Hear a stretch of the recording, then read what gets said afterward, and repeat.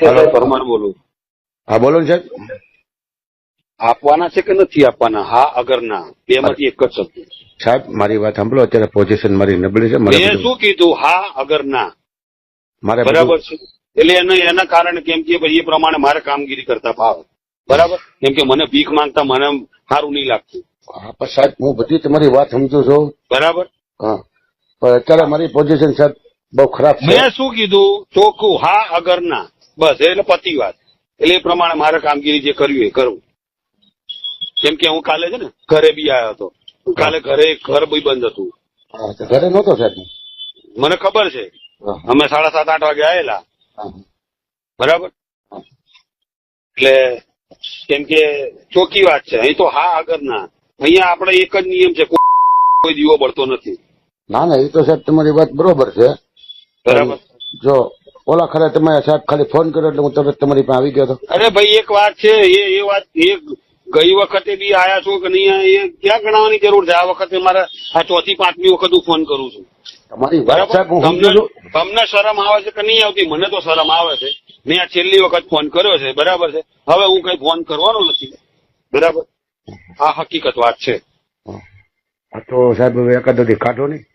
મેં શું કીધું? મને કોઈ ફરક, હું કઈ એક વાત છે, મેં આટલા ટાઈમ નતો પૈસા નતા લીધા તો કઈ મરી નથી ગયો, અને આગળ કઈ મરી નથી જવાનો હું. પણ હું સાહેબ તમને શું કહું, મેં એટલો સમય કર્યો, ધંધો કર્યો ને, તો મેં પૈસા મોકલેલા જ છે. હું ક્યાં તમને એમ કહું કે નથી મોકલું? અરે ભાઈ એક વાત છે, હું એમ કઉ છું, મોકલાયા હશે, જે કર્યું હશે એ જવા દો. તમે એમ કહો કે તમે એમ કહો કે મને નથી મળ્યા, પણ હું તમને તમારે સાહિત્ય આપું તમારા રાઇટર. અરે ભાઈ એ હું શું કહેવા માંગુ છું, એ ભૂતકાળ જવા દો. એ મારે કઈ ગાવું નથી. એ મને મળ્યા નથી મળે એ મારે કઈ ગાવાનું નથી, બરાબર છે. કેમ કે આ એક પેલા એના માટે હું વારે ઘડિયા આ 6મી-7મી વખત હું ફોન કરું, સાહેબ હમણાં આવું, ના સાહેબ કાલે આવું, અરે સાહેબ 2 દિવસમાં પોખતો કરી દો, સાહેબ જગદીશભાઈને મોકલી આપજો. અરે યાર, બરાબર છે. તો મને કઈ ભીખ, મને ભીખ માંગવી ગમતી નથી. મારામાં છે તાકાત. તો હવે સાહેબ તમે કેમ કરું બોલો? બરાબર. ના હું શું કહું? એકાદો દી જો સાહેબ નીકળે એમ હોય, બરાબર. હું શું કહું? એનું કારણ છે ને. અને પછી એક વાત છે, અને પછી આ મહિને ફરી પાછો કઈક પૈસા લેવા મોકલીશ ને, એટલે એમ જ કે છે કે આ મહિને હમણાં 10 તારીખે તો પૈસા આલ્યા છે. એટલે શું કરવાનું? સાહેબ મારે બધું બંધ છે, તોય હું તમને ના નથી પડતો. પણ ના, હું ચોખ્ખી જ વાત કઉ છું. આપણે ધંધો ના કરતા હોય તો નહીં જ કરવાનો. હકીકત વાત છે.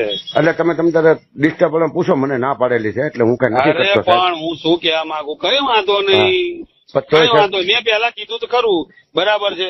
મેં પેલા મને પેલા પૈસા મળ્યા નહીં મળ્યા, ચલો એ અલગ વસ્તુ છે, બરાબર છે. પણ ત્યારે બી હું મરી નતો ગયો, આજે નહીં મરી ગયો, આગળ બી મરી નહીં જવાનો. પણ હું તમને એમ કહું સાહેબ, તમે એમ કહો કે મને નથી મળ્યા, પણ હું તમને તમારા રાઇટર પાસે રૂબરૂ વાત કરું. બોલો આજુભાઈ એ અલગ, એ ભૂતકાળ છોડો, એમાં મારે કાંઈ પડવું નથી, બરાબર છે. તમે આજુભાઈ તમારા રાઇટર હતા, એ લઈ ગયેલા છે. નરેશભાઈ તમારા રાઇટર હતા, એ લઈ ગયેલા છે. બધા ભગવાન બધાનું ભલું કરે, બરાબર. હું પ્રાર્થના કરું છું, ભગવાન બધાનું ભલું કરે, બરાબર. એટલે મેં એટલા માટે મેં કીધું, હું જો પૈસા મળશે સારી વાત છે, નહીં મળે તો કોઈ વાંધો નહીં. કોઈ મરતું નથી, કોઈ મરવાનું નથી. કાંઈ વાંધો નહીં સાહેબ, હાલ સુધીમાં હું તમને પોગાડી દઉં.